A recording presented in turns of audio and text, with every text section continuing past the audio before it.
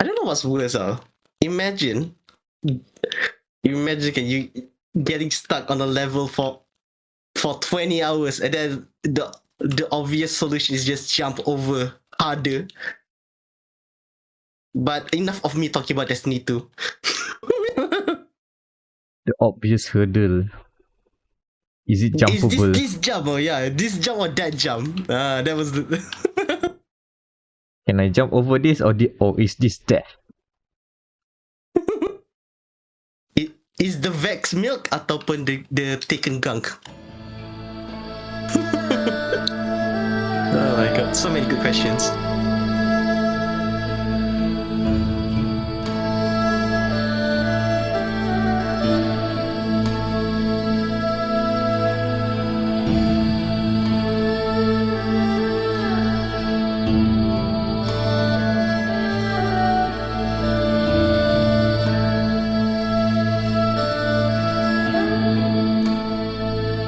So we are starting it then? Like that? I don't know. The questions are just bizarre and doesn't even make sense without context. Yep. This is a slow cranking start. This one. Welcome to Dio.log, the Gamer Matters podcast. Welcome. Welcome back. Episode 130. 130.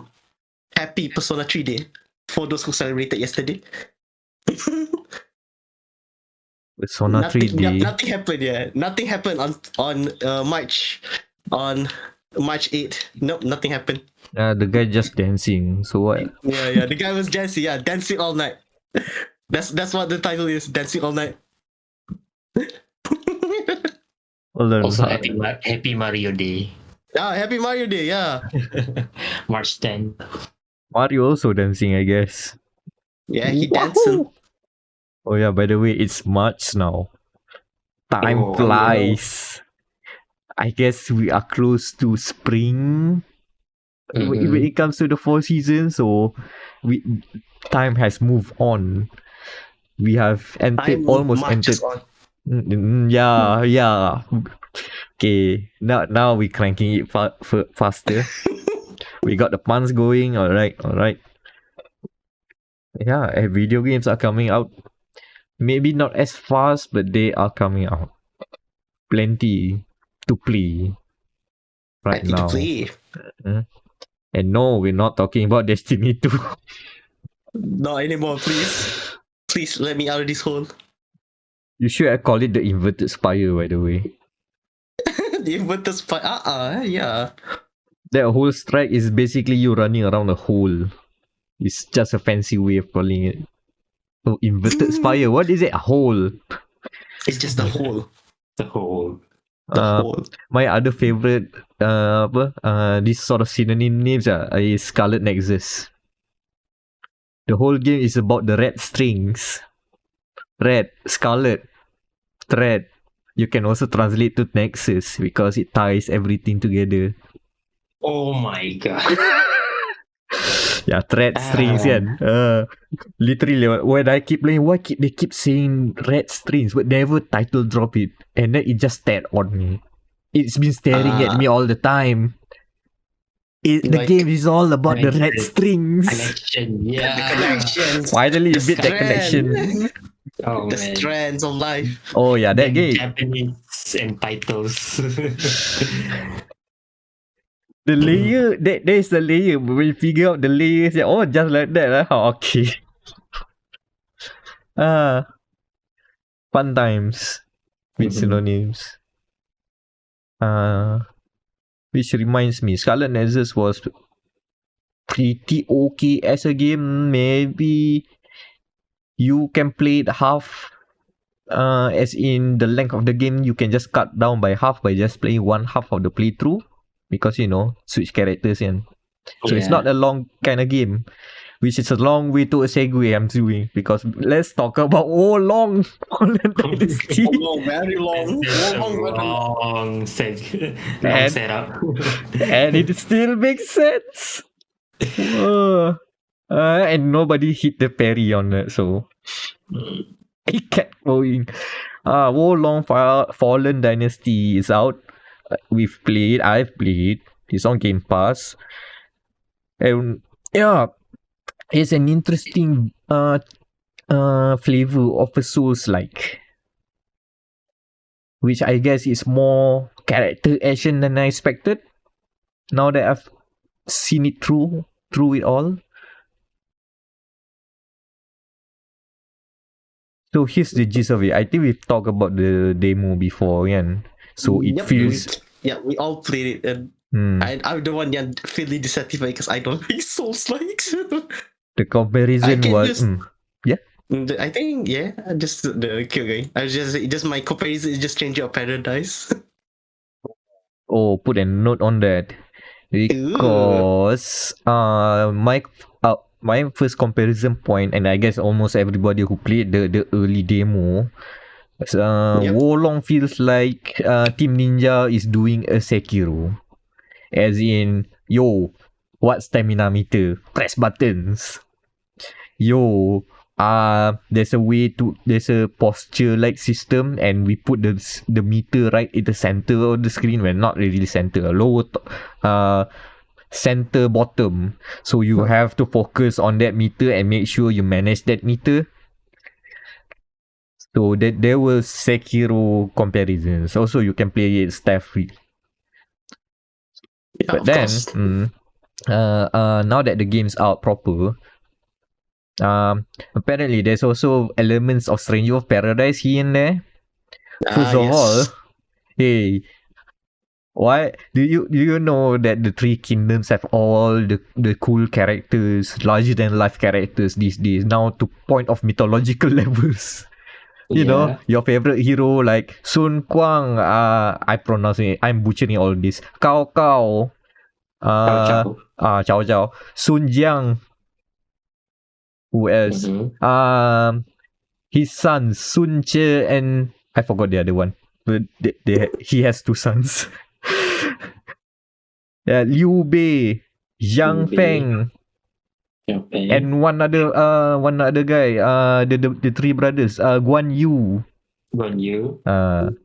You know, all the warriors, or rather, all the dynasty warriors. So Wolong doesn't just like have the cameo of look at this cool dynasty warrior character. Wolong says, wanna tag them in, wanna bring him to the fight, or bring her to the fight. So yeah, they are AI companions, kinda like Stranger of Paradise there. They never shared about this. Even in the demo, they didn't put. So apparently, you can have like AI companions to like help out. Need it. Not gonna lie. In all honesty, they don't work very well, as in they have to wait for your command to really actually do anything, to do damage. But they are there for you to soak aggro when needed. Usually they're gonna be dying first. But yeah, that makes Wolong kind of much more, I wouldn't say easy, generally easy, but relatively easy. Compared to other Souls, like Wolong feels like, you can do this. Also, remember that one time I think I've mentioned just a bit about the morale rank thing, kan? Now I figured it out, and I think it's a brilliant way of making this game feels different from any other Souls-like. But it's a matter of are you engaging with the system or not. So morale rank is basically govern your damage scaling. If you are on the same level as the enemy, you are on a level playing field. If the enemy has a higher morale rank, regardless of level, the level thing is not considered here, you will find the enemy be very much more tankier, and also they will strike harder. So it's easy to get one-shotted by them if you don't have the same morale rank. But if you somehow decide to be a masochist and face them head on, you will you can rank up the moral rank easier. I mean, you can do that over time by just grinding and killing enemies over and over. But there are like faster methods, like fighting challenging enemies, something like that. So what happens if you get keep on like grinding, fighting the same enemy over and over, building up moral rank? You basically snowball the game. You become overpowered. You can go to a boss fight and then just like in less than 5 minutes time you can do enough damage to knock them down. If you manage to do damage wise, you can do that. But let's say if you keep in with like high moral rank into the boss fight feels like, oh yeah, this is manageable, and then oops, died, crushing defeat. Oops. Reset, and then suddenly you forgot, oh yeah, there's a moral rank and there's also a fortitude rank. Fortitude rank is basically the minimum reset of your moral rank. So basically if you die, moral rank resets to that number. If you forgot to like clear out the battle flags, raise the flags is basically a campfire equivalent, touch grace. If you don't touch your graces, you don't get to keep the moral ranks. So you either go and explore the level, which is not really that much of a hassle because Wo Long's level, like all Team Ninja games, are very small. It's not like labyrinth puzzles that can go everywhere like your Dark Souls or your Elden Ring. It's very compartmentalized, very small. You can easily I think one level is basically just one large room, one large dungeon, One such. with a sewer. Ooh. So you just go around the big open space to find the secrets and whatnot. So it's very small. So you should take your time and do whatever small exploration that the game offers, because you want to get that reset, that fortitude rank to be at a decent number. Optimally you want to have it at at rank 20, because usually all the boss fights are rank 20. So you're on equal footing when you say okay, die, and then you want to reset and then you want to fight back again. Okay, you easily on par, on the same level, because there will be times you forgot to do that and you decide, okay lah, go back to the boss fight. Oh yo, why the boss fight so hard? You forgot to raise back your moral rank. You are not rank up. Your moral is low. So that's the unique take on Wo Long, is that the game really feeds you to be on a good momentum. Keep that momentum running. If you are on a good roll, keep it rolling. Keep snowballing. You will get stronger and stronger. But if you die one time, well, restart maybe. So even though the game does make it feel easier, but the stakes are higher if you mess up. So it's still masuk core in that way. It's still like, rather than the main threat of not dying is losing your souls, you sort of not lose most of your souls in Wo Long. Rather, it's the threat of having to build up that moral rank again. And the moral rank is capped at 25. You can grind and go to 25. That's the max. And then you go and challenge the boss, which usually will be at 20, and you should be style beasting on them. But that's not to say the game is very easy. There is another hurdle that you need to know, that you need to master if you play Wo Long Fallen Dynasty. You have to parry. You must parry. Yes. Like the Souls like best friend, the parry. Oh no. I mean, Anand, do you know how the Souls games parries feels like? Floaty kan? I remember playing Dark Souls 2 and it's quite floaty when you parry thing. And have you ever parried? In Elden Ring and Bloodborne. Uh-huh. Not in but it can be kind of hit and miss depending on the game's emphasis on parry. So Elden Ring and Bloodborne's parry are awesome. Other games, nah. Okay, but how even about the Souls, timing? even the Dark Souls. Timing can be, I don't know, sketchy. That's my biggest beef with Souls like Yes, parry exactly. system.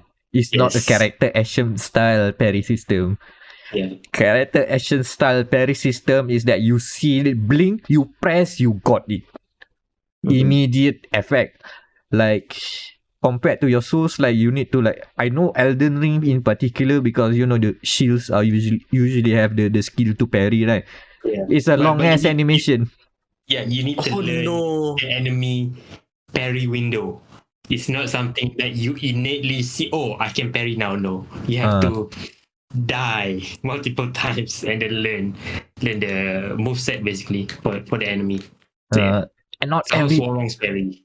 not everything is parryable, yeah.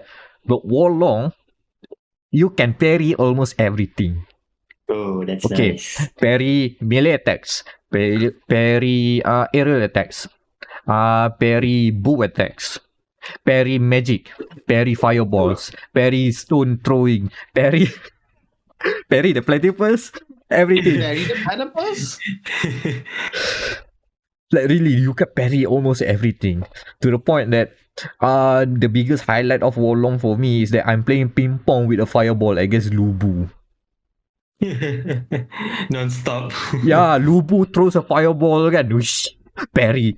He parries back. We parry back again. Oh, he parries back. So it's a rally of like throwing fireballs. Like, oh man, we playing ping pong now, huh? Cool. Yes. So this sports game now. Esports now. Let's go to the esports. man. Lubu, the table tennis champion from China. Man. Yeah, but getting that parry to time it correctly will be the biggest challenge.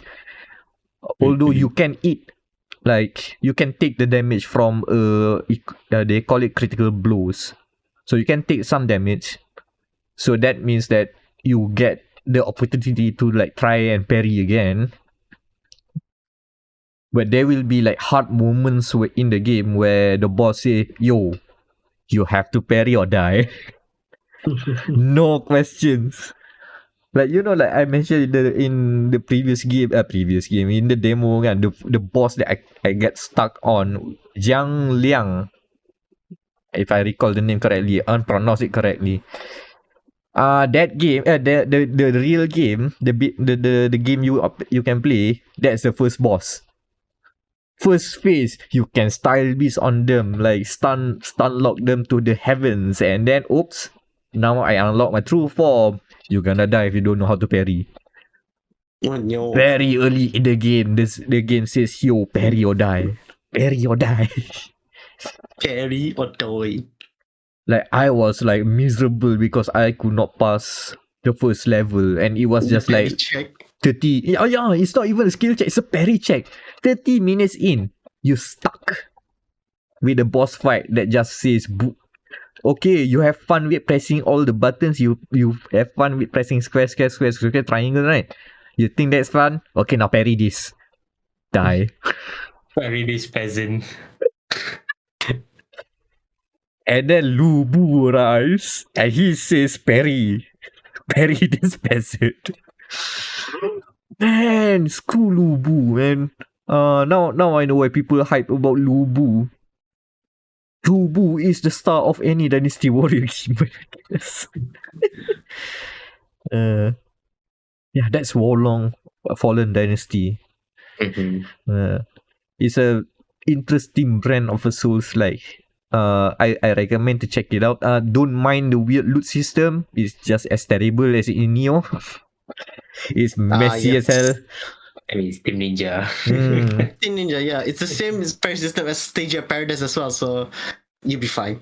Yeah, you want what? Plus 10 damage to fire and then plus 0.5% to like, whatever lah. This is just small numbers and then you have to put.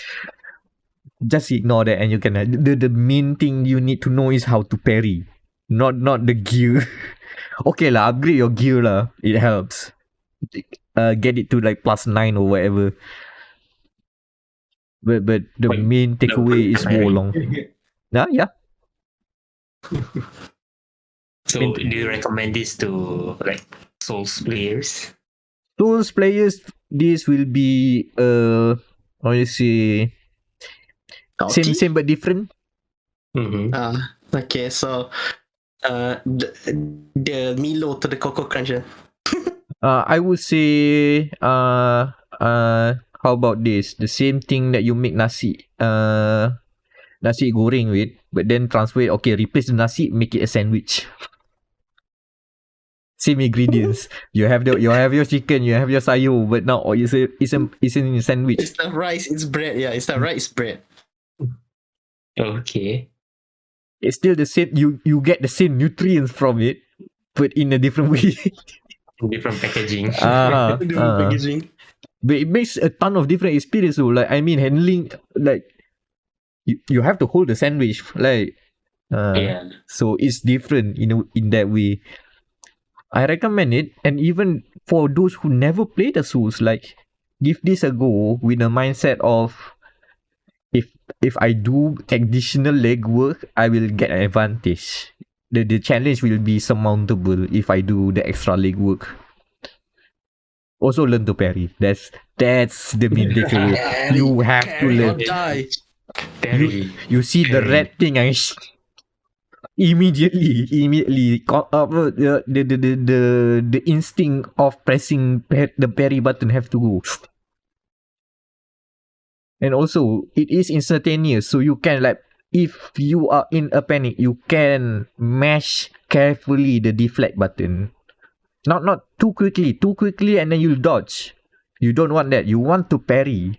So yeah, until you get the right moment, you might want to, like, okay, press circle again, then circle again, then circle again, within the window of the enemy trying to do that, just to fill out where the window to get the parry connect, because the timing can be a bit weird. Parrying a charge attack by a wild boar is different than parrying a simple sword attack. That's Wolong. That's Mhm. not too long. Oh, by the way, not too long, and 30 hours. That's all I needed. Still not too long, not too Ah. long when compared to Elden Ring. 30 hours, I see the credits.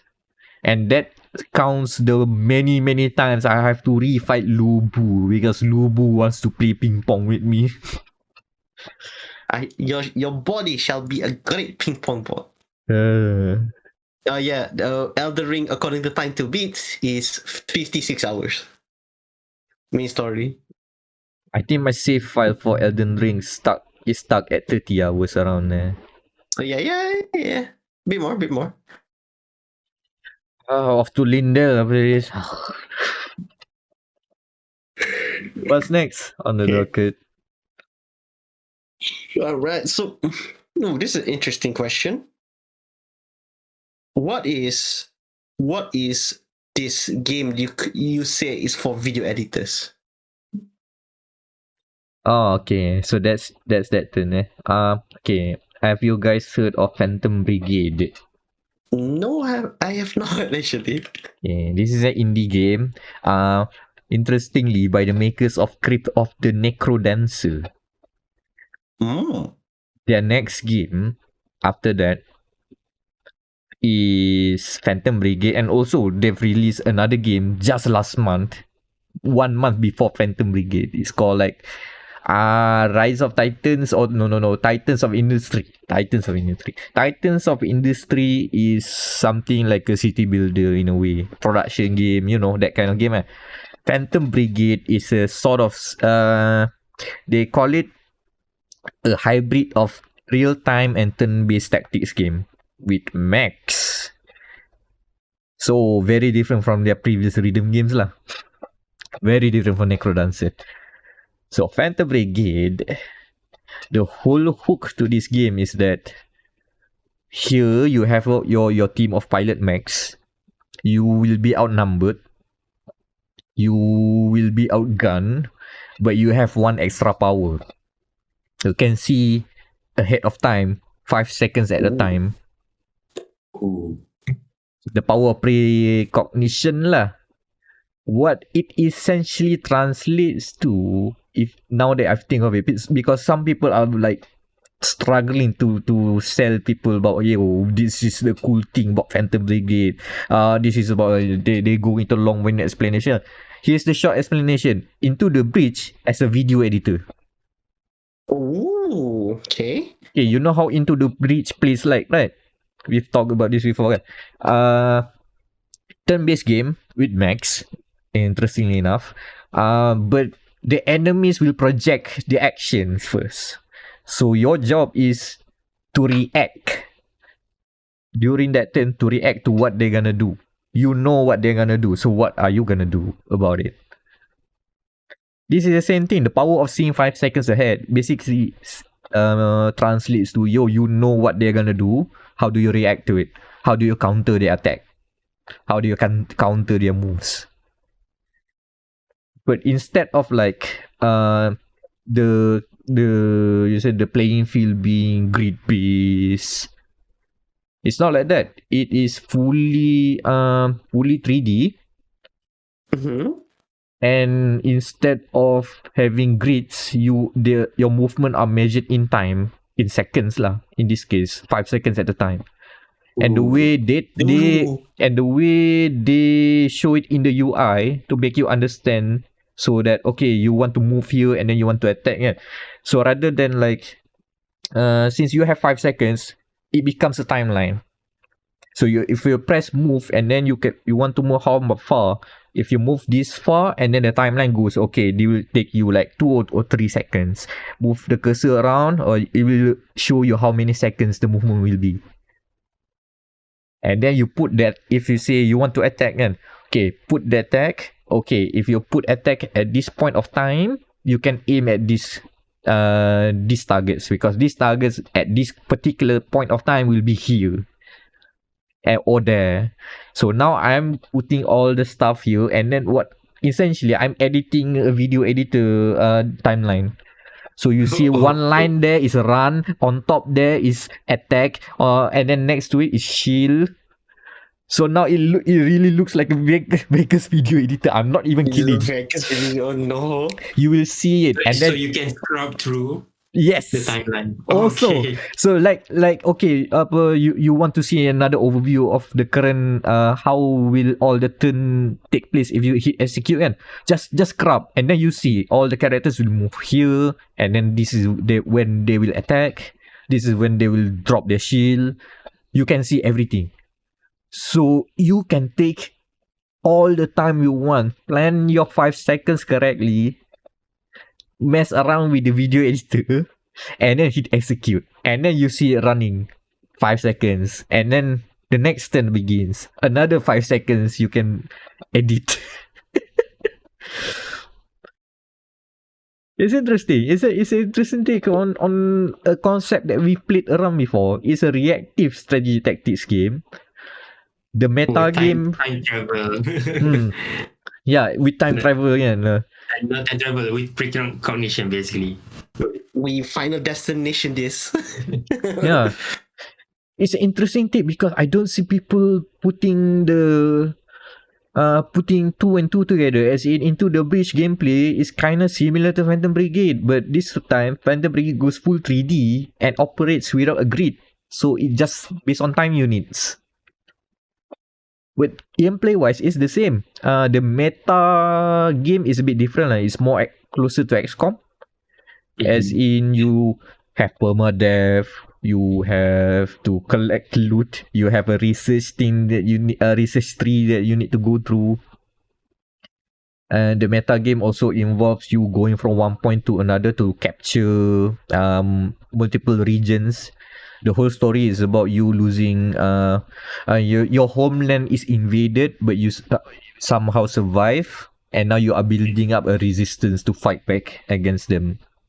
So the meta game is about you like going through the map and all the different regions to conquer back. And then speaking of XCOM, the game is also bloody hard after the tutorial. the skill, not the skill, the difficulty feels like it jumped. The tutorial feels like manageable. And then suddenly after the tutorial ends, okay, off you go, have fun. I am barely surviving the first battle. The second battle, I feel like I've not caught up with the technology. Everybody is too strong. Oh no, they have sent reinforcement. Oh no. Don't give me the hardest battle, my son. This is only the first mission. Oh man. It's literally the first mission, man. This is literally the first mission. Yeah, I'm trying to get more time to play Phantom Brigade. I'm still very early on to say anything about for a review or anything more about that. But I just want to say, because this game has been in early access for a bit, it's released fully earlier this month, so I have to check it out. I need to know that because this year is year full of mech games. And I'm even talking about the biggest elephant in the room. Games. The core that is very armored is also coming. Yeah, the armored vehicle. There's one other game called Kriegsfront Tactics that may be coming this year. I don't know, but it looks it's chugging along nicely, I guess. That's one way to put it. That's more front mission. Yeah, like it's a good year for mech games when there is an actual someone made a list for the best upcoming mech games on PC 2023. Okay, what that list puts in? Rift Breakers. Yeah. Then we have the games that you just talked about just now. Armored Core. Armored Core is on PC as well, isn't it? Yeah. Yep, the first time it will be. Yes. Yeah, it'll be first on PC. And then that game that weird ass farming mech game, I forgot the name already. Yeah, something Frontier. Yeah. So yeah, pretty good. That's 4. So for mech games, that's 5 upcoming. 4. Yeah, sorry, not 5. 4. Yeah, 4 games. It's a good year for mech games, man. It's a good year, so I have to check this out. And yeah, I will report back if I make further progress with Phantom Brigade. It's currently in the pile of when there is no other games and play this. I put down Destiny 2 now. I can play this game. Right. Yeah, what's next? Ooh, what's next? I click next turn. Next turn. Oh no, it's bodily horror. It's survival game bodily horror. Oh no. Can I save scum? Can I loot? Another save. No to look to the bank. Never mind. No, we put Iron Man mode. Iron Man mode. So yeah, if you're not in the internet the last few weeks or for last month, there has been the release of the very good survival horror / building / shoot. It's a very interesting mix for this genre of survival thingy. We can't say survival crafting, horror because that's another genre, kan? So maybe what, horror survival? Horror survival crafting. Yeah, it's such interesting. That's what make the 4 series interesting. Like it is. You would think all of these things wouldn't fit into one genre, but into one game, but it fits. So it is the sequel to The Forest, Son of the Forest. You play as a bunch of special forces being dropped into an island to save this billionaire rich family and their daughter. And happenings happen. How bad are the happenings? Let's say, okay, so the premise of the first game is that you have to survive through cannibals and mutants. So it's the same thing for this one as well, for Son of Forest, but the mutants are now more grotesque than ever. Like, so since me and my friends have been playing it for the last 2 weeks or so. Besides that, there's one enemy, a mech. I think you like the name. We nickname it Cat Dog, due to the fact that it's literally one head on the left side, one head on the other side, and then they move. They move. How to say? In a motion that is circular, but really scary to look at if you're close by.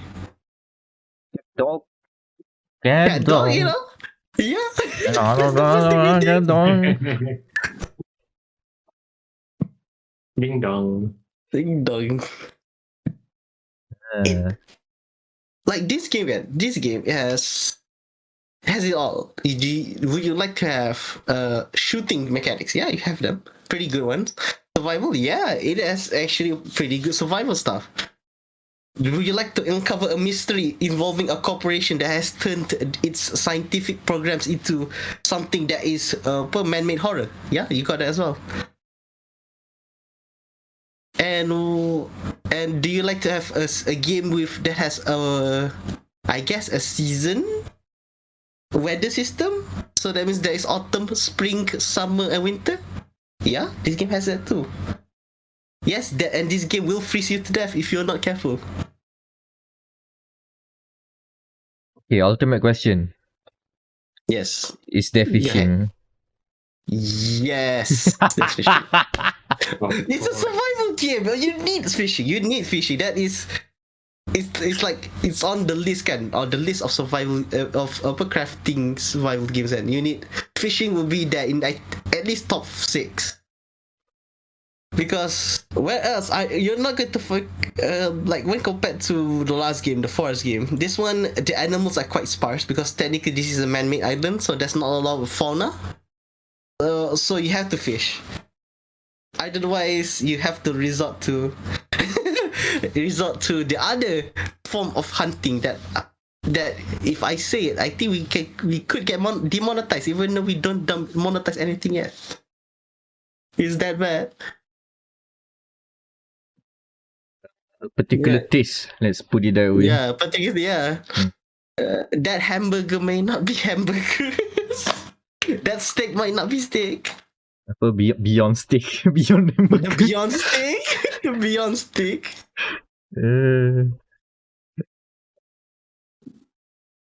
But one thing like I like about the New Forest is that they, like I said, they have added shooting mechanics. So you literally, if you scroll around the island that you're stuck, you can actually find weapons and ammo.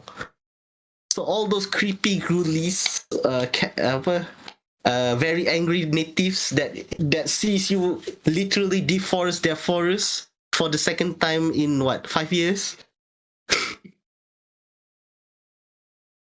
I guess ammo is quite plentiful because technically every, let's say, 5 days there'll be like containers washed up onto the island. So that's the realistic way to put it. Oh yeah, here's the stuff coming in. Grab it first before the cannibal does. What else? Oh yeah, do you remember this game is, I think, like the fastest selling early access game so far, with $2 million raised already in early access alone on Steam. 2 million copies in one day, if I'm not mistaken. Yeah, that's why, exactly. I'm impressed. It's one of those hidden It's one of those hidden things where people don't hype up about survival games when you go on twitter.com saying, yo, are you excited for... No, nobody gonna talk that. But the silent majority of 2 million people are playing Sons of the Forest. There's too many people like, yeah, baby, fishing. There's always that, you always have to like consider that whatever you see on social media does not reflect the majority of thoughts. Yes. It's like, okay, yeah, the thought leaders are saying that, yeah, look at this most anticipated game of 2023 from a AAA publisher with a very high marketing budget that appears on all the mainstream sites and also all the mainstream events. And then suddenly, some indie game come out and everybody else is talking about that. And you don't. I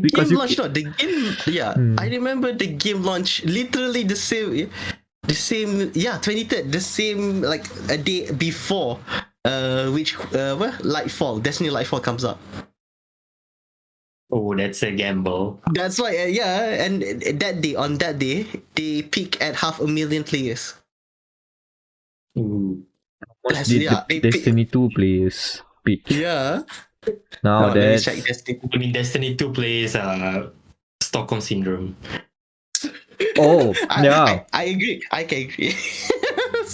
I've come to the conclusion agree. that like because we've played me Daniel played with a very mutual friend that always we talk about on the podcast before. He was not into that game. I know that I have to like make a commitment before I get into the game, and Daniel is very much into the game. He cannot drop. Oh, they beat Destiny 2. So on that Yes. same day, on February 23rd, literally the launch date of Lightfall, they peak at 316,000 players on Steam. Well, Son of the Forest on that day it was 500,000, 500,000. 200k more people went fishing instead of enjoying the new Destiny DLC. Impressive, but also so many people just don't my point was that for games like Destiny 2, it's not about oops, I accidentally got addicted. No, it's a life choice. Yes. You have to force yourself. You have to be committed to get into Destiny 2. You have to pay. You have to put the time, and then you cannot go out because you have put the time and the money. You have to enjoy the game. Yeah. Like, okay, a bit of a tangent then. I entered Destiny 2 by, weirdly enough, when this was literally a year before they got bought off by Sony, so they were on Game Pass, all like Shadowkeep, Forsaken, and I don't know what's the one more. What's the one more? I forgot already, but it's not Beyond Light. So like I've played all of the campaign, all the raids with my friends on all the old DLCs that got sunsetted recently. So technically that was the drug, the weird ass the green sauce or the green powder that give you, okay, here you go. Welcome to Destiny, the Destiny world. Welcome to the hole. Enjoy your stay. I promised earlier we do not talk about Destiny 2. I'm so sorry. I'm the one who is responsible. I am so sorry. At USD, they have an Alcohol Anonymous. This is DA, Destiny Anonymous. Yeah, at the time recording, it is 1 hour before the ultimate raid run race starts.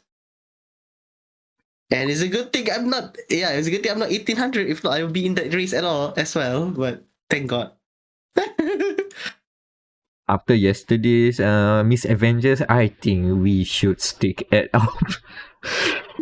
Yeah. We probably need, if we're gonna do the higher level stuff, we need to figure out all the new RPG systems. They add a lot of stat stuff.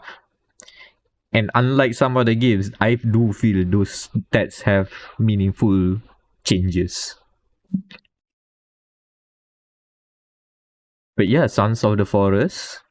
Yeah, Son of Us, pretty good. It's just early access. Surprise! Yeah, it's just released 0.1. Hold on, I have to check the number. I think like 0.12. So betul-betul baru this is their second build. Oh. And they've added a glider because technically you can walk to the highest peak of the island, Mount Everest style, with the rebreather again for oxygen and all. And then you can craft a glider and then glide down back to your base easily. Excellent. I mean, this how do I say, story of surprise hit survival game, I don't know, kind of reminds me of Valheim. Yeah, there you go. Yeah. It's like, well, yeah. There's always Oh, yeah, no, People love survival games. No, this is patch 0.01. So it's not even, there's no number yet. It's just 0.1. Wow, that's how early access it is. Is it early to call Sons of the Forest is this year's sleeper hit? Yes, we can. Like It's that fun. the year Valheim was released in early access, was it 2021? Yeah, 21. Yeah. Yeah. And 21, last yeah. year was Vampire Survivors that crept up Yep. out of nowhere. This year might be Sons of the Forest year. Yeah. So people love to survive then. Either you survive or True. survivors. What was that Especially- meme? Especially in this economy, we know how to survive. We survive, yeah, we survive in real life and in game. We struggle. We survive. Let's go. You know, it's always interesting to see the crop of indie games remain there for those who seek alternative experiences. It's not always on the mainstream games that are interesting to play. Yeah, I guess we're gonna still be on the lookout for more indie gems to uncover. Yep. Nothing on the radar right now because usually these games only creep up like almost a month or so before release. They don't Yeah, often- they use the fog of war effect. One closer, baru keluar baru. Aha, I'm here. they're not big enough to have a 1 year long campaign of marketing. Nah, cannot. They don't have the budget to do 1 month, let alone 1 year. Yeah. Sometimes. But we'll be on the lookout. There's always gonna be some interesting games suddenly appear out of nowhere. Mhm. Good to see Sons of the Forest is one of the good ones. But I guess it's still janky lah. Which is par for the course Oh, for this sort of yeah. games. Yeah. I mean, if it's fun, people just overlook it. Yeah, it's Mm. fine. Yep. Okay, so Sounds Ooh. comparison. all right then. So we shall now scooch on over into the Game Pass Game Club. Ooh.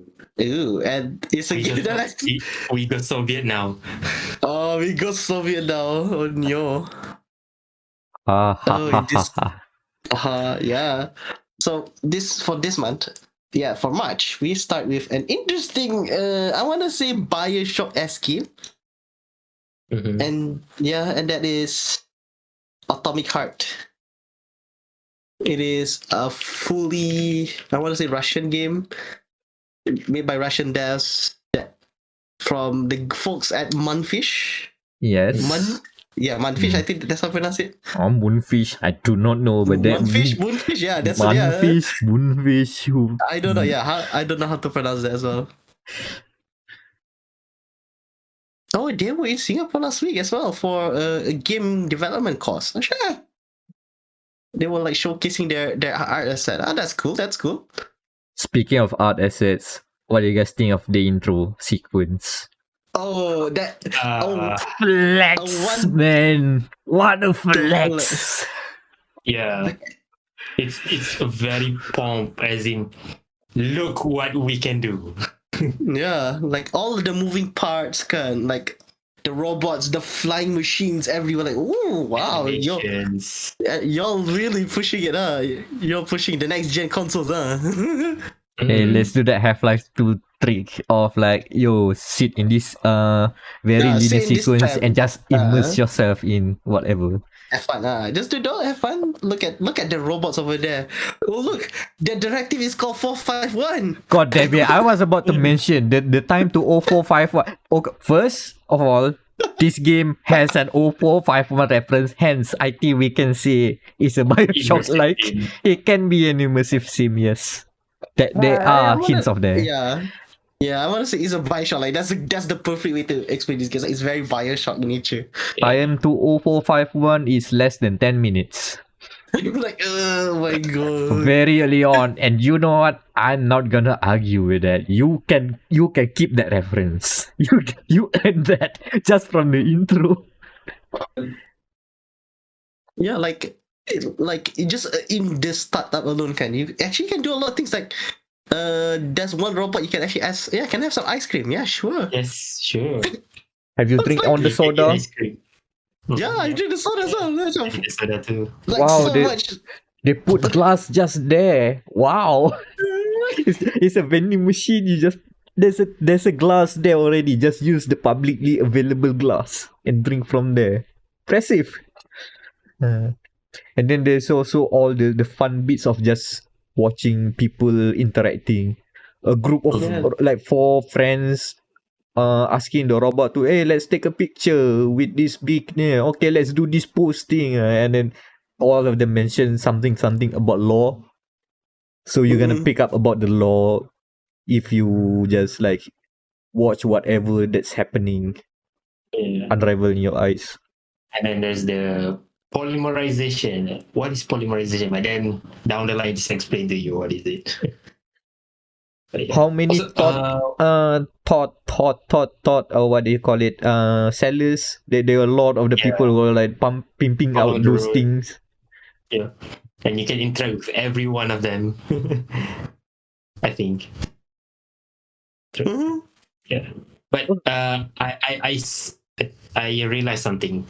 There's not a lot of model difference when it comes to the NPCs. Yep. As in the young men and the young woman models are literally reused all the time. Like all Mm. female are the same body type. Mm-hmm. So I'm like, okay. Just the same woman, just different hair. Maybe slightly different face, but yeah. But it's the intro is fine. Yeah. And then you get into the palace, to the hall. Yeah. You know, the presidential Yeah, the office, presidential the hall. whole down, you know. And then see the the ladies that everybody's keep talking about, like, ooh. Okay, those ladies are something, but we have to Yes. talk something later. I think there's Yeah. something more that we need to Much talk more about. worse, yeah. We There's need much to more worse. address something that is like I have feelings about this and not necessarily positive ones. The- Oh yeah, by the way, when you go up there, you go down back and then you get the key to the car and you're expected to drive a car. Yeah, but no. No, it becomes the second intro sequence. It becomes Prey pula, where you ride into a that was- helicopter. yeah. I was thinking, like, what are they using this? Like, it took me like until now when you just notice, just hey. It's definitely a Prey thing to do. So the car is a flying car, and then it slowly reveals, zoom out and say, oh yeah, the thing that the location that you were just like running around, it was just around a circle. A floating circle. Oh god, Bioshock. Plenty other floating circles around there. Oh god. And then they also to put more about the pre comparisons kan, the music. Yeah. The music. I thought you wanted to say the glue gun, but yeah, the music. First the music, because it's Mick Gordon's work. Oh yeah. He did say he was working. Yeah. Prey had a very synth heavy sound. The starting of Atomic Heart also have synth heavy sound. I mean, of course, I think there are like 1 or 2 licensed Russian music played first, and then you listen to the synth. Oh yeah, I know this is Mick Gordon's work. I can hear. Hey, Future Mac here with a correction. No, that song was not an original soundtrack from Mick Gordon. Apparently, it is an established song by the Norwegian band Røyksopp, something like that. It's called The Fear. Oh, guess what? You should fact check once in a while. Sorry about that. Back to the podcast. Yeah. And then you start the game proper with of course, apocalypse. Something got wrong. Whoopsie. Oh no, the robots, they're turning. Wow, how can we have not seen this? do you guys find the combat, especially early on? Yeah, early on it's very yeah, there's more of the Bioshock when you comparison. Like it's very swingy. Like it reminds me of the first game when you combat instead of the third game. Like it has like a range, macam a range of attack like and then baru kena. Yeah, I don't really vibe with the melee combat, honestly. I mean, the context is because I've been playing a lot of Wild Hearts and Warlord for the Dynasty during this time. I play Atomic Heart, so I have like a very different view of what I want from a combat game, from a combat system right now. Maybe give me like maybe another few months afterward, maybe I vibe well with this, because right now maybe play around Bioshock just to get attitude semua. Maybe play Prey or whatever kan, just to get back, because it is very because it's very the combat of Bioshock is almost in the combat as well. Enemies are spongy. Yeah, Bioshock is spongy, hella spongy as well, because they jump around.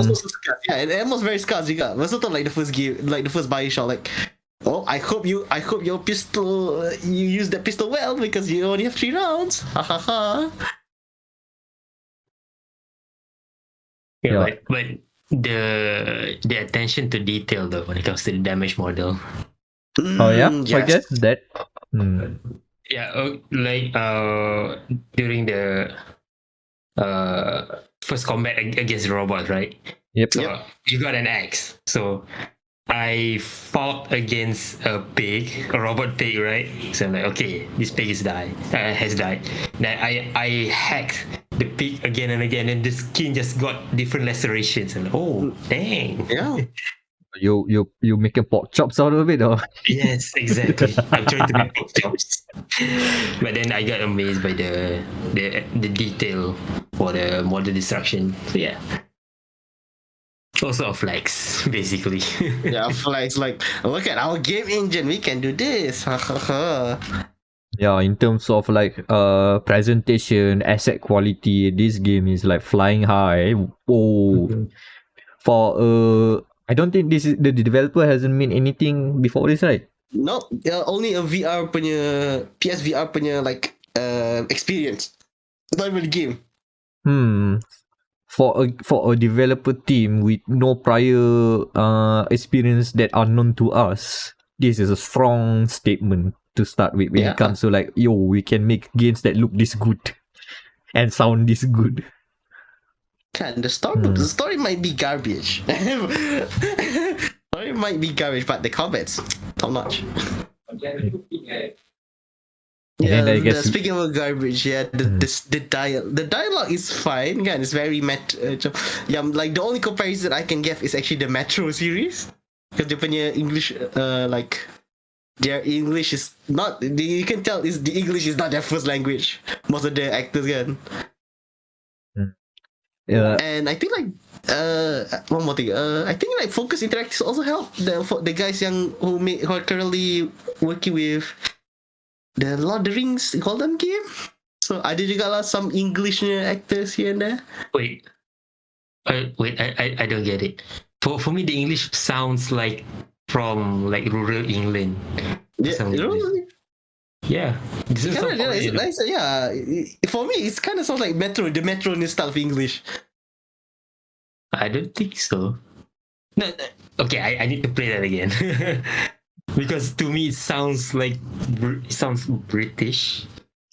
Not that posh British. It sounds which also makes sense. Yeah, which also makes sense because, like I said, like Focus Interactive. It doesn't sound Russian at all. I don't know. Am I hearing that wrong? The Russian accents can be here and there, which is interesting. Your main protagonist mostly speaks American, but when the few Russian quips he have, it sounds, at least to someone who doesn't speak Russian, sounds like Russian. Yeah. Okay. It does sound like that. He says like, oh yeah, he's not just phoning it in. It sounds like, but to a Russian, maybe it doesn't sound right. I don't know, but to me, it sounds okay. Yeah, sounds like Yeah. what media portrays as the your voice style again. Yeah. I mean, Metro dialogue. The dialogue sounds like Russian accent. Yeah, But this because one, that is no. literally because it literally also them. Yeah, it's also them as well. Yeah. The dialogue. But it sounds more American. P3. Yeah, the guy definitely. I guess it makes sense lah. So that you for the most of the majority of people who gonna play this in English. So Yeah, in English. give the main guy someone that most people can understand. Oh yeah, the banter between him and the glove brings back some weird PTSDs for me. What game? Where have I seen this yeah. banter before? Someone's spoken about this before. I see. And there's also the same bit about not calling the glove by their name. I see.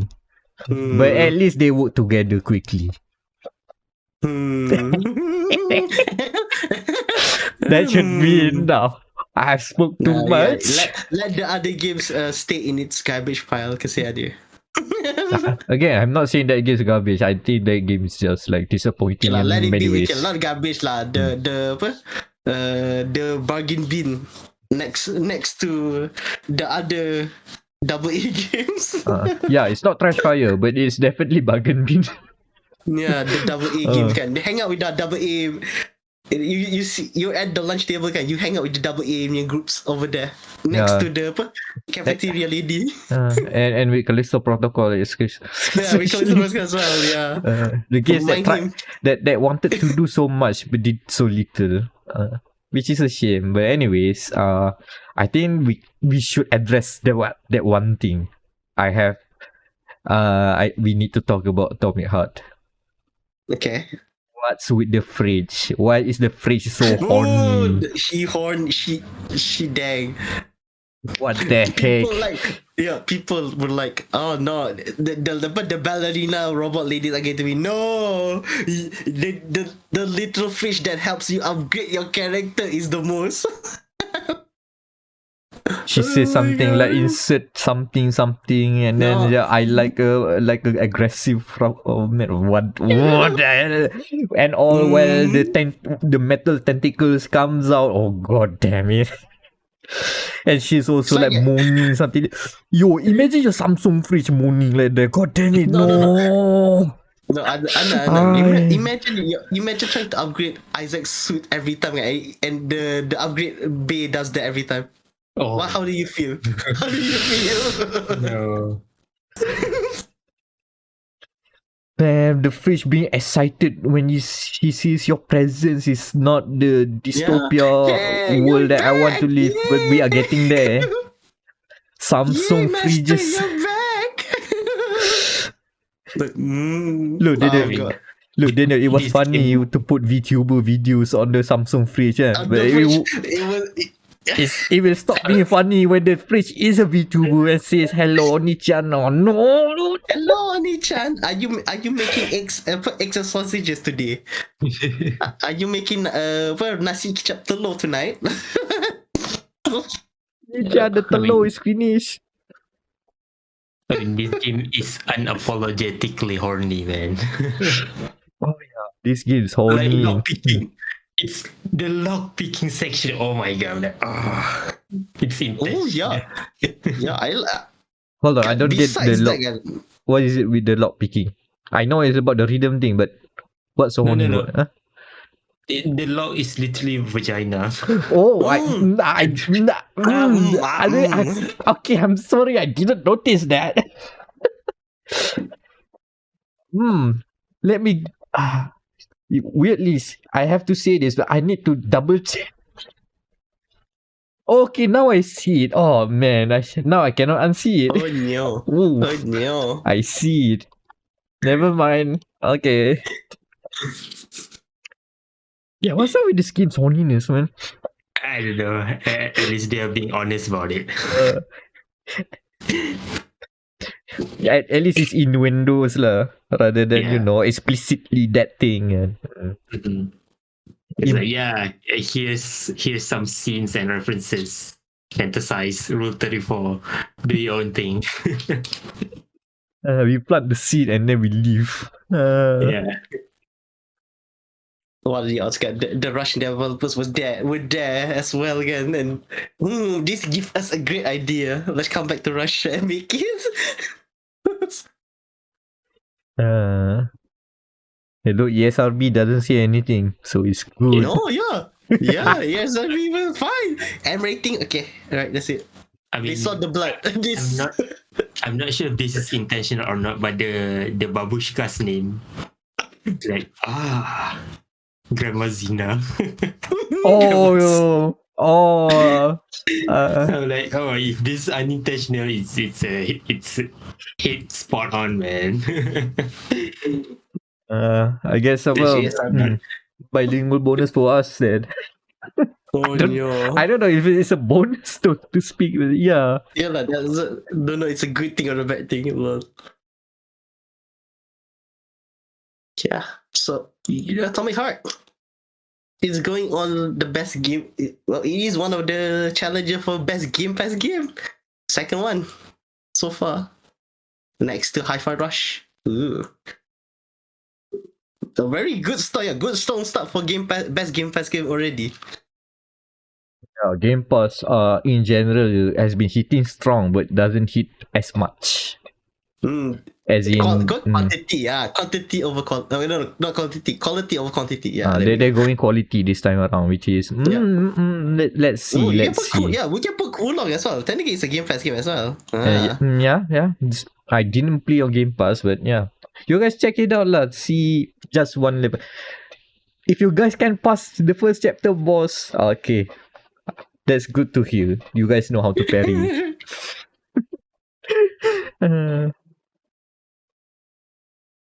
Right, so we shall now go into our final segment of the podcast, news and hot topics. Oh boy, it will be hot. It will be hot. Yeah, it will be hot. But so before that, we do some housekeeping first. Okay. It is the first annual Delay Talk of 2023. The first out of I don't know how many this year. Last year I think it was around 10. So okay, let's see. Let's see if they can beat it. So for part 1 of Delay Talk, 2 games this year. One with a solid date. The other one has gone into essentially limbo atau cryo sleep. Oh my god, that's sad. So first game is from Bethesda. It is the Skyrim in space game. Garfield, or as many of me know, Starfield. Shout out to Inexile Entertainment for embracing the meme. I thought that was you photoshopping that thing. God damn it. No, that was Inexile. It's just a picture of Starfield with Garfield characters. That was the developers of Wasteland 2 and 3 like, oh yeah, we can weave this. we're literally next door. Don't worry, it's just intra-company banter. They're not gonna sue us, don't worry. What? They're gonna call HR and cry about it? I mean, they took Fallout from us technically, but I mean, don't love loss. That's what I mean, no hard feelings. Yeah, no hard feelings. Brian Franco says as he makes that Photoshop. Garfield Starfield in September rather than the first half of 2023. September 9. September 6, sorry. September 6. So it will be the release date of 6/9. Nice.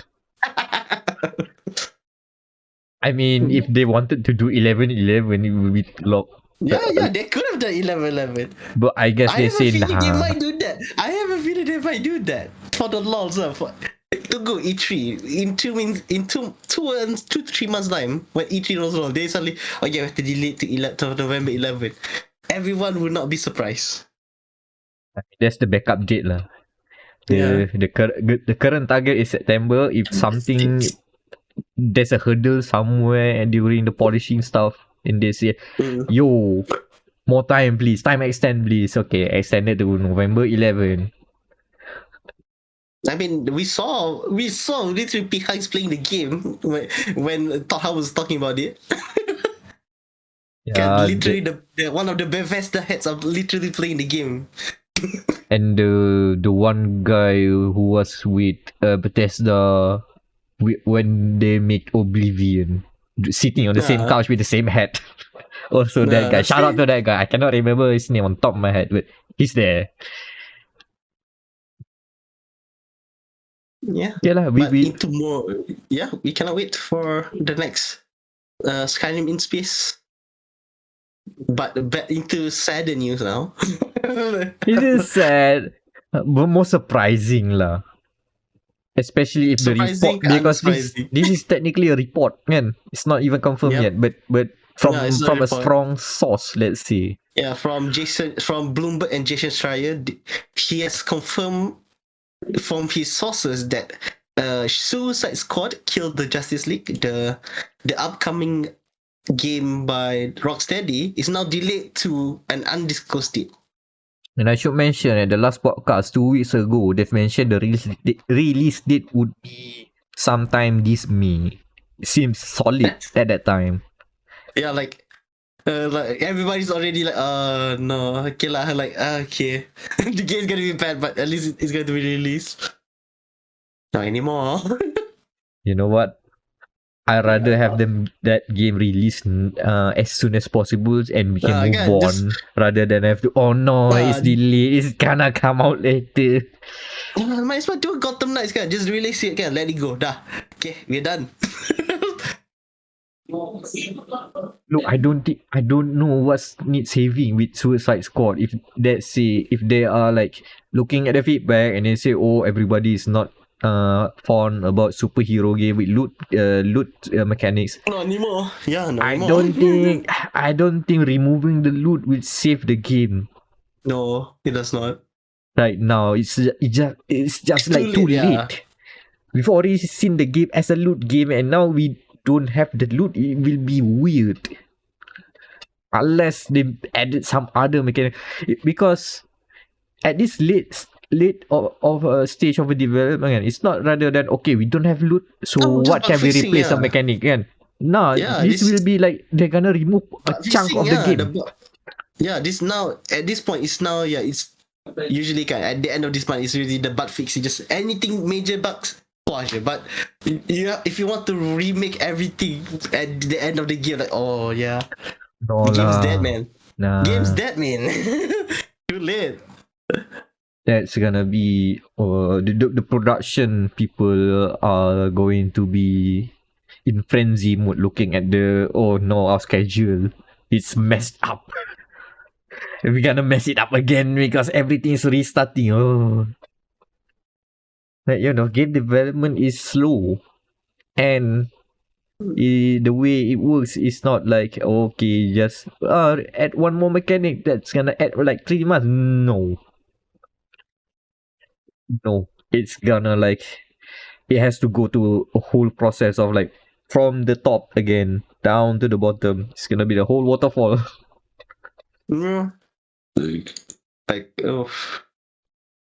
I don't know, man. I don't know. Things are not looking good now.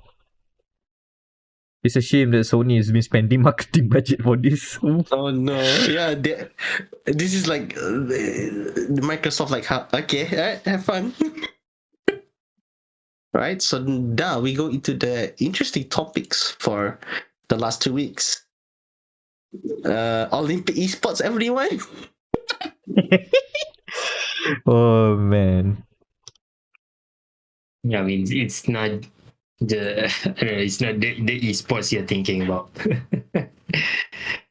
The goal of the Olympics to call this esports, says the esports players and fans. I mean, especially the archery. I'm like, what? Okay. From the top. Olympics 2022. No. Is it the Olympics esports week 2022? Yeah. It's the Olympic Esports Series, OES. That's the official name. Yep, that's a thing, and they're gonna do it this year, and they have announced the sports and the games that people will be competing on. The game. the games. All right, the games are. It is archery, cycling. I forgot already. Racing. Baseball. Oh yeah. Archery, cycling, baseball, chess, dancing, and sailing, taekwondo, tennis, and motorsport. No tennis. But still 1, 2, 3, 4, 5, 6, 7, 8 sports. 8 sports, yep. Okay, the keyword here is that Olympics definition of esports must be games that correlate to an existing sport. Yes. Sort of. Sort more or of. less. Because Why? dancing is not yet a sport. But it's that- coming, yeah, it's coming. Dance sport is a thing that is gonna be pushed by Yeah, a they're community. So there is a competitive dancing community right now. Yeah, they're pushing it for, I think, the 28 games. So in LA, in 4 years, in another 4 years time, 4 to 8 years time. And motorsport is not an Olympic sport. It should remind you. Motorsport has never been a medal event. There was an Olympic of Nation racing motor race punya tu, but we don't talk about that. So yeah. And the funny part is that those two sports are the ones with the better represented games that already have a competitive community. Motorsport has yeah. Gran Turismo 7 and dance have Just Dance. Yes, Just Dance 23. Yep. Both games have a competitive scene, so Yes. understandable. There are like quote unquote esports players there. Yep. Actual. I want to say athletes, but yeah, they're technically athletes for the Olympics. Now the rest of the selection is a bit Swift. No, I can attest to Swift. Yeah, legit. Swiss is the cycling was legit because back in the 2020 for the Olympic esports series. Yes, this is their second time. The first time was during the Tokyo Olympics when the great nothing happened. So Swiss was actually, they started using Swiss as a competitive to, and it actually stuck. Sampai sekarang there is a leaderboard for the fastest cyclist. And Yep. it's mostly the Tour de France people that actually race in the actual Tour de France tournament. Who would thought pro athletes are actually pro at the pro games, because the games are basically the real thing. You just cycle on a bicycle. It's like Max Verstappen as a champion. Yeah. Sim racing. I race, Yeah. same thing. It just translates. Of course, Max Verstappen gonna be top split on iRacing. Kan, obvious. Okay, so Obviously. there's we say Chess. established there. There's a scene there. Let's look at the other games. Chess. Chess. Okay. I guess chess. Chess is okay, but of course, people gonna question, okay, chess? But yeah, chess has a scene. Chess has a dedicated Twitch following, weirdly enough. Yeah. Chess has the meme 30-second win. Win apa? VT the 30-second win by a Twitch streamer because the rival did a funny haha move. Okay, but I raise you one more thing.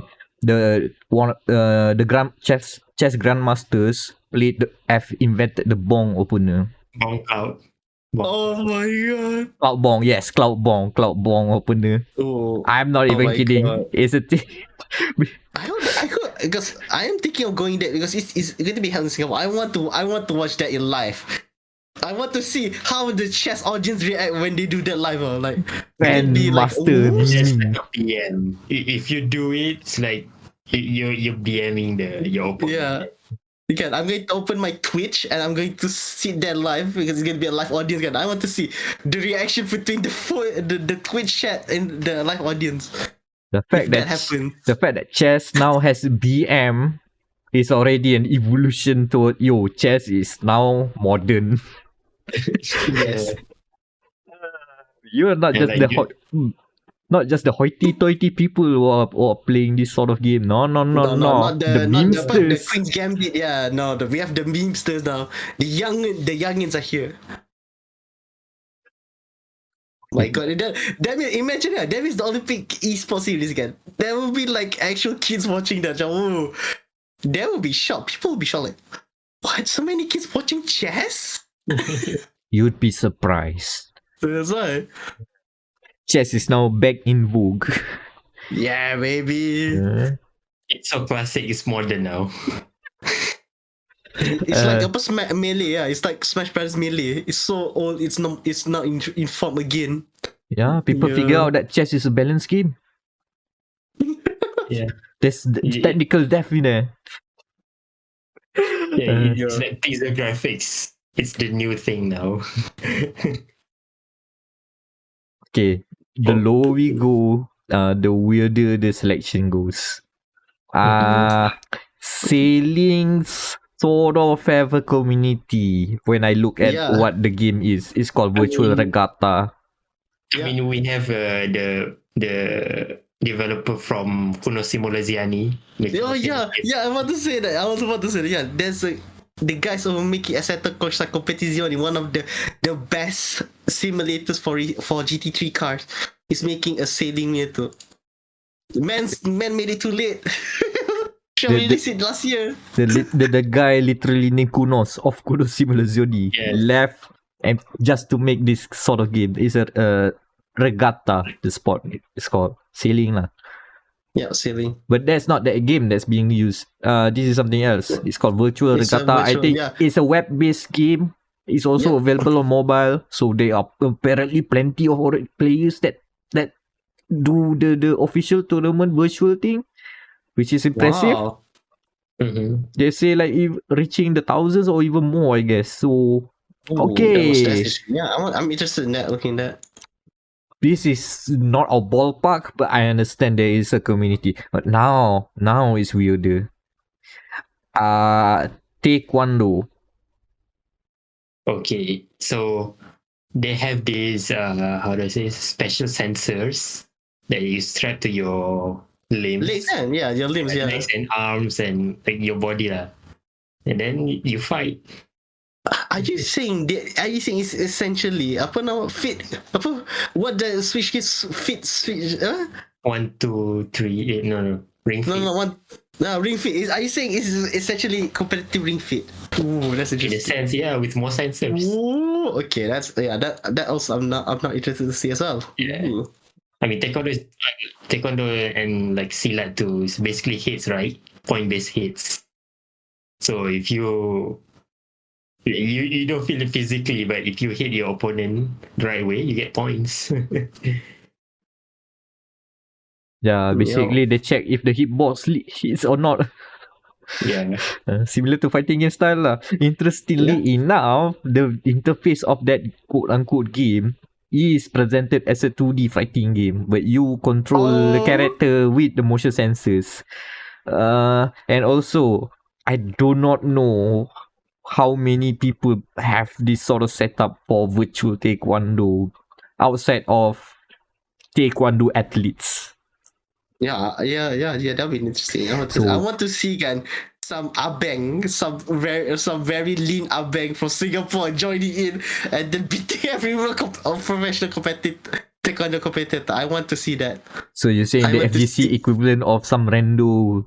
Yes. No, not some rando called Joe Biden smashing through the leaderboards. Yeah, smashing through the leaderboards. But this one is just some young abeng that plays taekwondo in his high school, going in and just bodying all the professional. That'll be fun. Who registers his name as Joe Biden?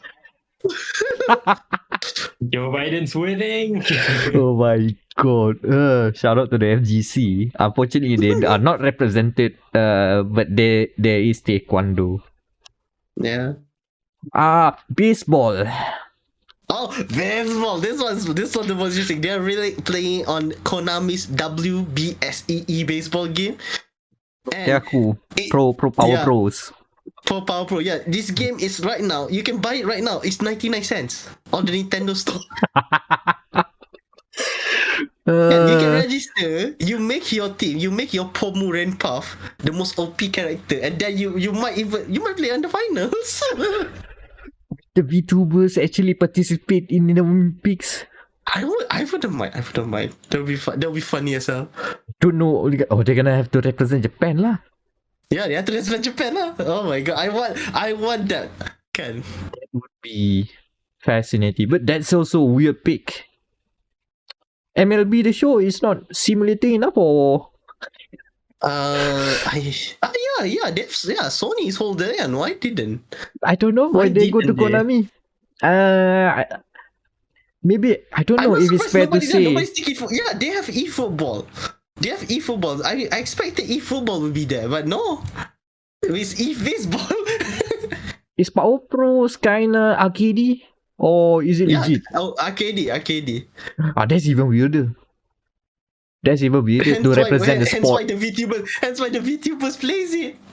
It's super weird. This is one. I mean, the game is legit, but it's weird to think this is gonna be the competitive representative for baseball. So weird. And then Yeah. archery. And then archery, yes. Oh god damn it! What the heck is this? I'm looking at the website and it is. I think the same thing, macam. No, it's not. It is a game. It's a mobile game. It's a mobile game. It's a literal mobile game. Maybe Yeah. I'm being too judgy with the one or two screenshots I see. Nintendo. I'm very judgy. Yeah. I don't think this is a good game No. for Yeah, Olympics. why Nintendo eSport? They literally remastered the Wii Sport kan recently. Nintendo. Why didn't use that? They have archery. That is actually the most accurate archery game in the market right now. That's why I feel mixed. I have mixed feelings when people are clowning on the Olympics with this, because most of the jokes are about Olympics saying Wii Sports are esports. When it's Wii Sport, it's Wii the Sports Nintendo is Switch Sport. Yeah, when the sequel to Wii Sport wasn't even chosen at all. No, I feel bad about it, because some of the games are legit here. Yeah. They definitely have the community. They are not just like you don't just see that as just random Nintendo mini game. Yeah. Nah. But there are games that feels like mini Nintendo mini games here that deserve that burn. Yeah, true. The only reason I am interested in it because this is essentially the closest way I can watch Gran Turismo World Finals. Selfishly, that's the only reason why. Or this is the closest I can go to Gran Turismo World Finals. And everyone is using a Toyota car.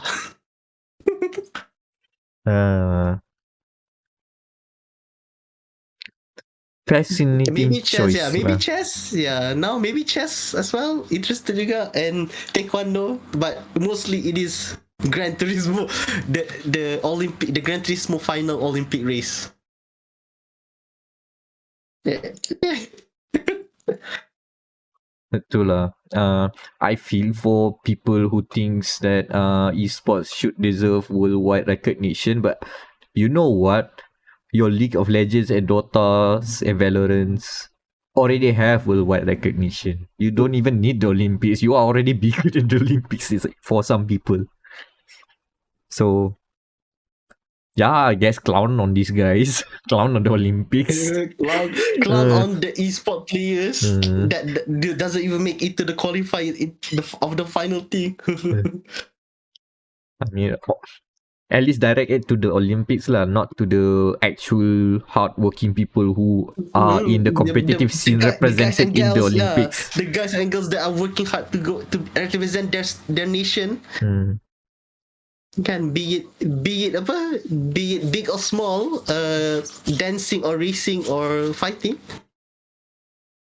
And you know what? Give it like maybe 2 decades or so. If the right people join the Olympics committee, maybe League of Legends can be a medal sport one day. Skateboard is a medal sport. Because of one- motorsport as the medal sport wax. because of one significant person who has all the influence and maybe an icon for video gamers have done all the lobbying. Tony Hawk. Mr. Hawk, Hawkman himself. He did I mean, a lot of He other did the people, carry, but and then at the he end was of the there. day, yeah. He hard carried that He campaign. carried. So if someone who are passionate about the Olympics and also League of Legends or whatever esports lah, let's just put it in the general net. It can be one day become true. It can be a reality. It's just that we are not living in that reality right now. Not yet. The current people that doesn't see Counter-Strike as something worth getting a medal. Maybe for obvious reasons, that's another conversation lah. Yeah. So let's go to our final topic of the day. This one is, ooh, it's a spicy topic, and when it just capitalized into 4 letters: JRPG. Last week, by the time of this recording, last week there was a fire. there was quite the discourse. Some may say a discord of opinions regarding after a certain interview by Final Fantasy 14 and Final Fantasy 16 producer. You may know him as Yoshi P. Let's just say that because I cannot remember his full name. Naoki Yoshida, that's his name. There you go. I think one of the blurbs is something along the lines that they really want to go away from making the JRPG, yeah. They want from to being go away labeled from as the a JRPG.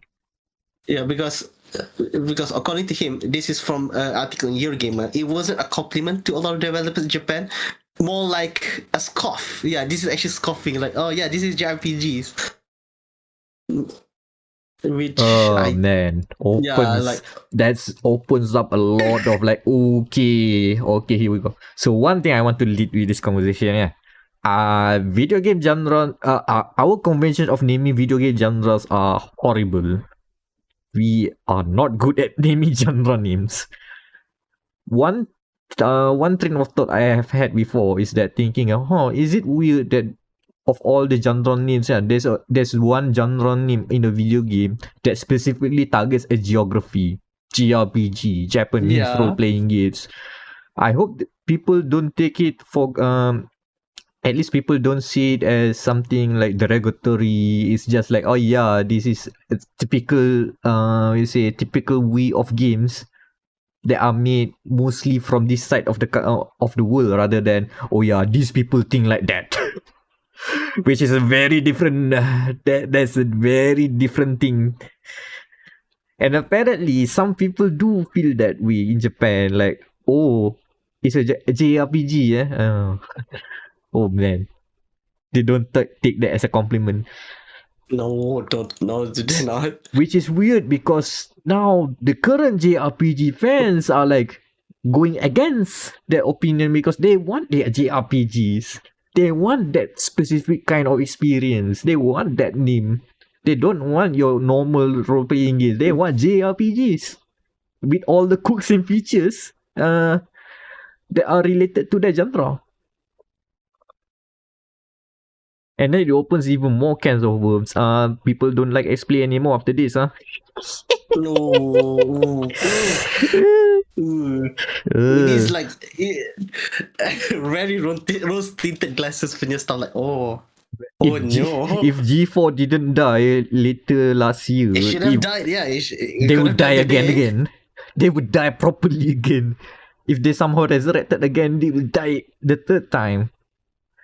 Man, that brand is now gone.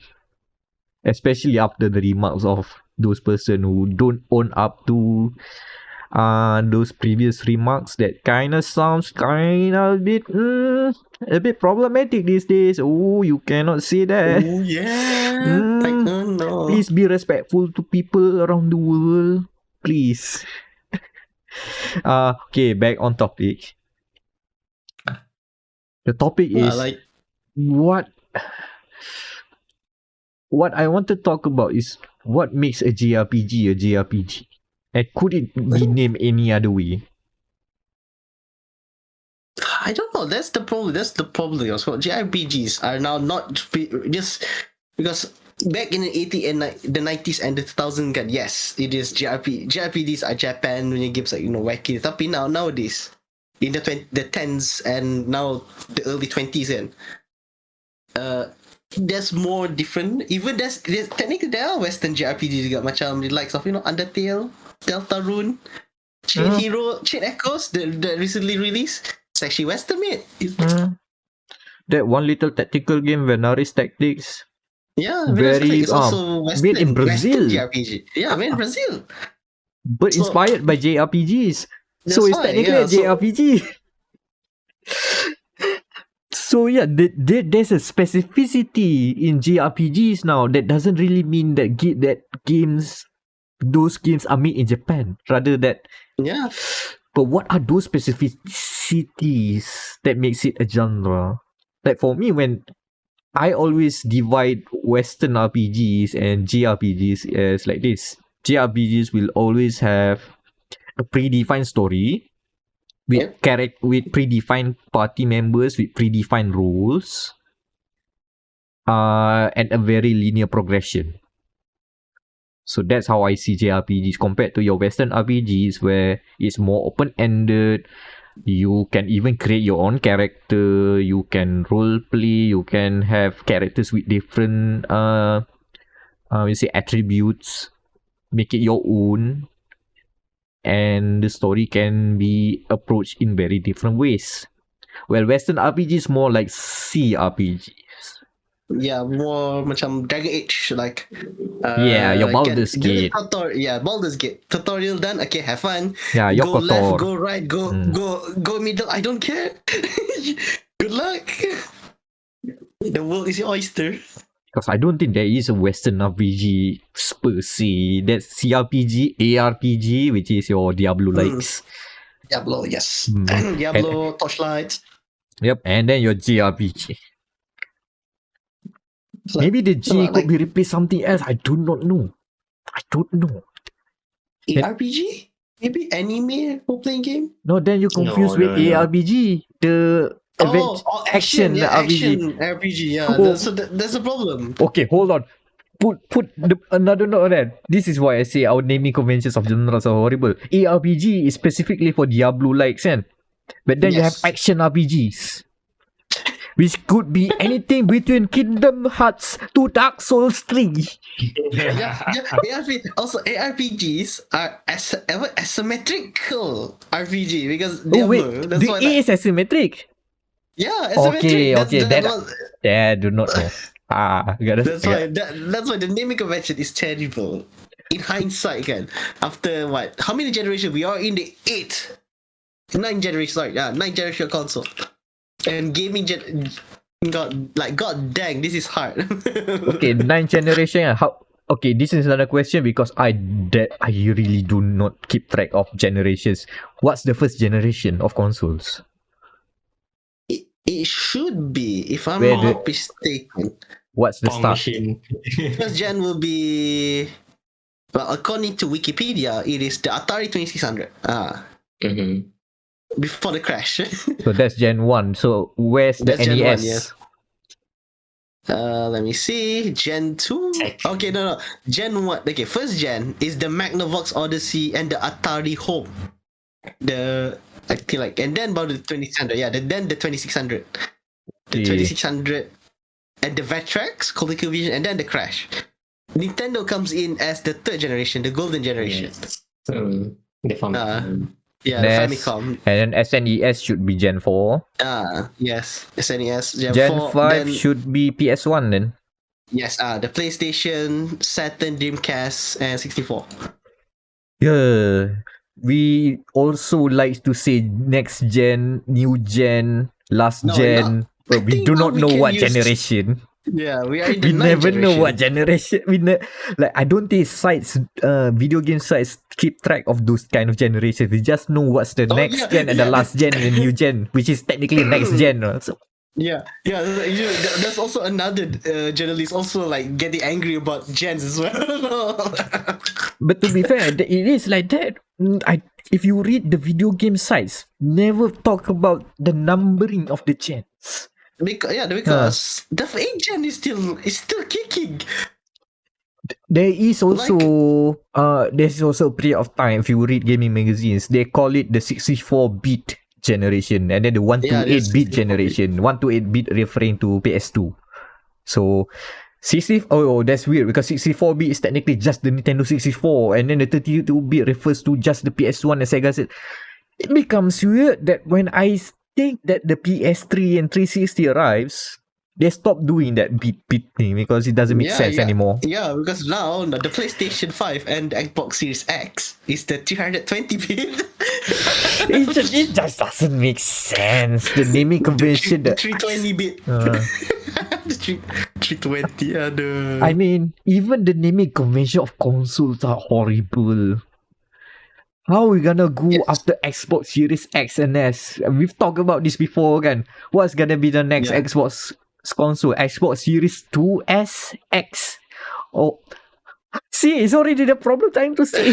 Yeah. Okay. What they did was Xbox One S and Xbox One X, kan? Hence why sekarang it's called Xbox Series S, Xbox Series X. So I guess the next feature will be Xbox something S. It's still the same lah. Xbox something S, Xbox something X. The series will be dropped because the series imply numbers, but there were no numbers, which is infuriating. But compared to the easier way, kan, PlayStation, next will be the PS6. Easily like, okay. As boring as that is, it's easy to keep track. Yeah, people thought, okay, you have the PS6. Yep. Yeah, that I think the whole conversation where Japanese developers feels bad or feels like they don't feel good about being called a JRPG. It all boils down to how horrible we are with naming genres. That's my takeaway of this conversation. Yes. Until now, we still call a Souls-like because we cannot not only agree on, but also figure out a good choice of words that can describe the specific experience of this sort of games in small words. So shout out to the late Total Biscuit for coining some good genre names that I think for us, even at Gamer Matters, kind of just like keeps on using. Character action is something from Total Biscuit. Yeah. That's a very specific genre name that tells you a very specific kind of action game. Any game can be an action game, but if you want your 6 styling motion, that's a character action game. You want your Devil May Cry, that's a character action game. Parallel Final Fantasy 16 is a character action game. Yeah, RPG elements. So yeah. I mean, at this point, just call everything RPG then. No, RPG is everything. Yeah. By the point where Call of Duty start doing Modern Warfare start doing progression, you start leveling up, man. RPGs are dead. In terms of RPG, it's not about numbers go up anymore. It's you RPG. Progressive. You RPG. Everyone's RPG now. What game doesn't have you leveling up these days? Almost every game. Minecraft RPG. Minecraft ada Minecraft RPG. There was only Destiny also RPG, because you have to level up your character. And even more now that they added stats. Even more. Oh my god, yeah. There used to be an MMO shooter, now they are an MMORPG. With shooter mechanics. It's only about time where car RPGs is a real thing again.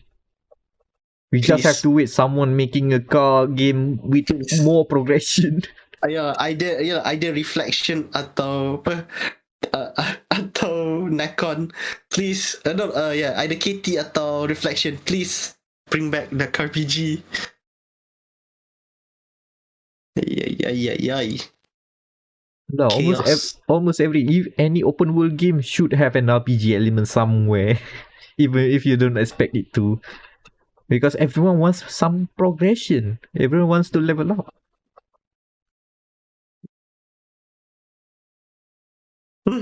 Yeah, we go wild ways, but I'm glad that conversation happened. Yes. I mean, there's a lot of ways to go around it. I mean, we can talk about how discriminatory some of the names are, but also, but the bigger takeaway is that we really need to figure out how naming conventions should be. I mean, last time around we talked about how we need to do better in preserving games. I think this time around we need to do better at creating terms to uh, s- creating terms to converse gaming better. The fact that nowadays there are competing terms like cross progression and cross save. Both are the same thing. Yet some place you say that, some place you see the other word. Also, video games. Video games, one word or two words? Two. I go with the dictionary style of 2 words. I say two.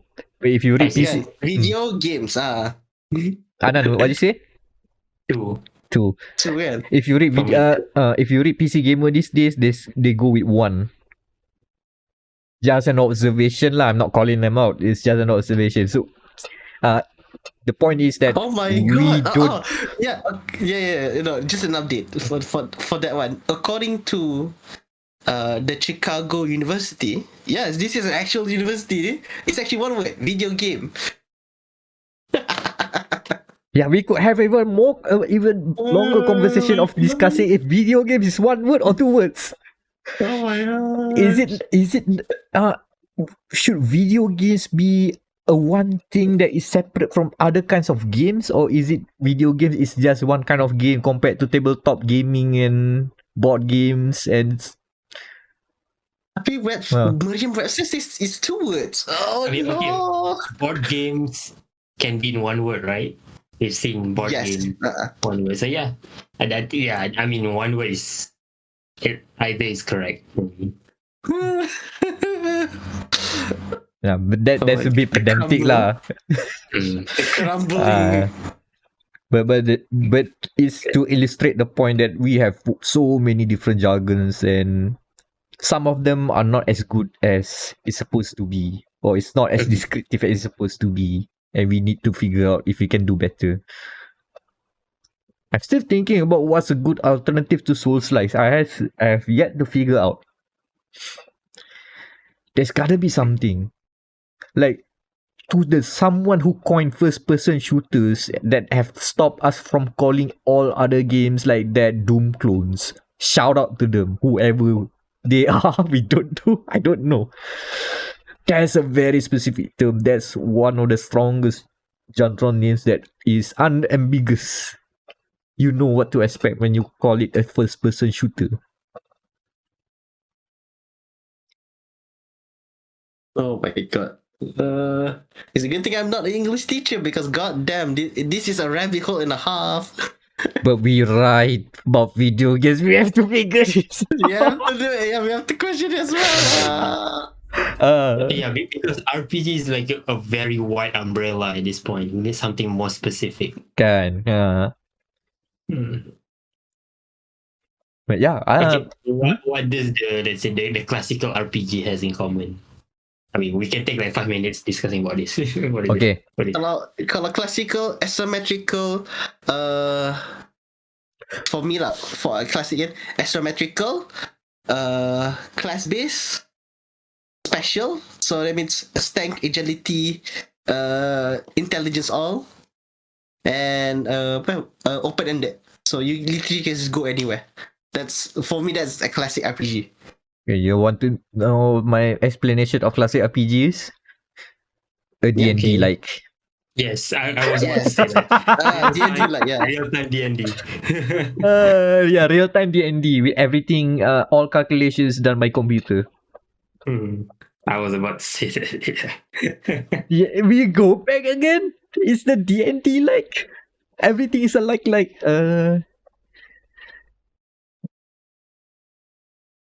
I mean, over time probably we'll get the right words though, but for now, I don't know. Well, We'll but- stick with what we have. yeah, we have to stick because of business reasons, SEO and Yeah. whatnot. And I guess all the other SEO. video game writers have to do that as well because people are gonna Google that thing, Mm. and that's the hit keyword that they're gonna use. Even though the hit keyword does not really propagate the correct idea of that concept or genre, but that's what people stuck with. Mhm. So now we're gonna blame Google and all. Yeah. Yes. Damn you, SEOs. Yeah, but back to the main point though, with regards to JRPG. I mean, at this point, it's unchangeable. Yeah. It should be embraced as just a genre instead of, considering the previously black spot Yeah. with regards to the perception of that specific name, JRPG. Yeah. But I don't know. It can work. History Yeah, has proven can work. that words that used to have associated with something that is maybe not it was a frown upon back then but has now gotten a new meaning or a new context. Things can evolve, but I'm hoping those diehard JRPG fans that were mad for I'm not sure the wrong reasons is the right word, but there were emotions against Yoshi P for saying whatever he said. I hope that translates into more people appreciating JRPG as it is. It's a Yeah. very established genre of games with a very specific experience, and people enjoy them as they are. I mean, put innovative things lah. Sometimes, I mean, do Yeah. your Octopath Traveler and try to put more Western RPG mechanics here and there. But still, the essence of a JRPG, there are fans for it. Yep. I think I can sort of understand Yoshi P's thinking in the sense that why differentiate us from the Western? We want Yeah. to be as good as them, but like you are two different cultures. Of course, there's gonna be division, like differences Yeah. when it comes to the way of thinking. And humans by nature want to categorize things. Like at this point, just embrace it. Embrace the jank, as they say. And also, jank, that's another thing. We use jank affectionately most of the time, kan? So, I hope that when times where we call a game a Euro jank game or a Slav jank game, we are not dissing the people in that particular part of the world. No. with this conversation hanging on, we should make clear that we are just saying that this game's weird, this game's kind of not behaving as it's supposed to be, but we don't mind Yeah, we don't mind. unless it's bug problems.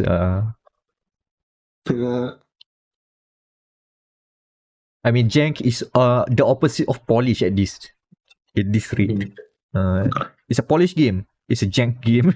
The game's janky. Yeah, it's a jankiest game. I mean, polished games can be terrible. And boring. Boring. So it's a case of light and darkness lah. It's not necessarily good or evil. Anyway, that should stop the Destiny reference, Yeah, and that should stop be the conversation. end of the podcast. Yep. Oh boy, the darkness is tempting me, unfortunately. But no. The darkness- I'm gonna uninstall. The term is the dark is consuming you. Oh yeah, got that. There you go. Listen, man. I'm done with Warframe. I cannot see Destiny. I can't even see. No, you can't even tell me to get into Destiny. Warframe is too hard to get back into these days, so I'm gonna leave Yes. that and just spectate from afar. But Destiny is easy to join in now. You just join us in the many small reads in Dares of Eternity.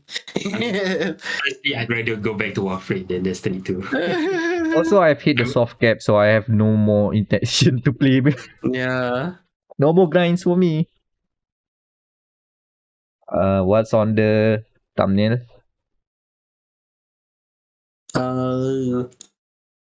I guess Wulong. How long? It's been a long day. Oh, and then the Vegas Sony Vegas Pro editor. Okay, hear me out. A picture of a table tennis athlete. If Lubu. possible, yes, Lubu. But I Lubu. was going to say a table tennis athlete, likely from China, if I can find one, because Rangers. they're the best at it. Yes. Yep. Ping pong masters. And then Lubu, yes, Lubu as the ping pong player. Yes. Video timeline, yes, down there. And maybe a fridge. Just one fridge. Yo, fridge. Red Bridge. A Okay. fridge. How do you make a horny fridge? Just make a normal fridge and then put in what's it called? The blushy lines. Fair point. I was going about putting horns, but that works too. Oh my god. Yeah. Something hard, man. That game is unashamedly horny. Yes. God. It's a And good I thing commented for that. you know what, when you go hard like that, it's kind of like, yeah, go off, man, go off. Okay, so that leaves us with the social links. Alright. I'll go first then. This has been Daniel. You can follow me on Twitter. It's still alive as of 11 March. It's ripping at the seams now. It's dying out. It's now reaping. Yeah, it's like the Spider-Man video too. Like it's now reaping in the seams. You can follow me on Twitter at Flaky FL4KY.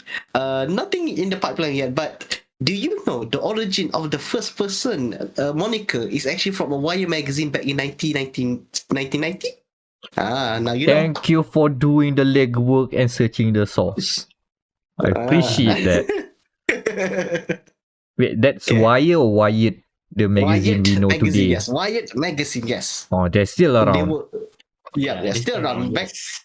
yes, they coined the term first-person shooter, but it's not. But it's not even a first-person shooter game that we know. It was a game called. No, it was a game. Yeah, it is. Battlezone. That was the game that they used for the first-person shooter. That was the first time that was used. Thank you, Wired. Okay, Anand. Okay, also you can find me on Twitter, Dropnear, DR4EPN1R, DR4EPN1R. Okay, the Starfield pushback to when is it? September 6. 6 September, right? So 6/9. Which Nice. reminds me, our day of recording is the 69th day of the year. Yeah. Nice. Thank you, Todd. Very cool. Thank you, Dad. Okay, Mac. Oh, guys, I cannot follow up with those curveballs. I have been Amirul Macronos Ashraf MECKRONOS. Find me there on Twitter. A review of Wolong Fallen Dynasty is out on GamerMatters.com. What else do we have on GamerMatters.com? There's Daniel's review of Fire Emblem Engage. Yep. He's been Wulong, engaging a and lot. then- Yeah, and The Sims. Mac has finally fallen into the Sims hole. The Sims X hole. Apparently, there are more Sims coming our way. Impressively. And So yeah, you need the packs then. and just stay tuned for more video game news and reviews to come. There's gonna be more, and probably we figure out what's a good alternative to Souls like. Anyway, that's Dialogue and Video games. It's one Video- word. No, it's not one word. It's two words. Video I will Space find Games. this. Video space games. Video Space Games. Mind the gap. Mind the gap. Yes.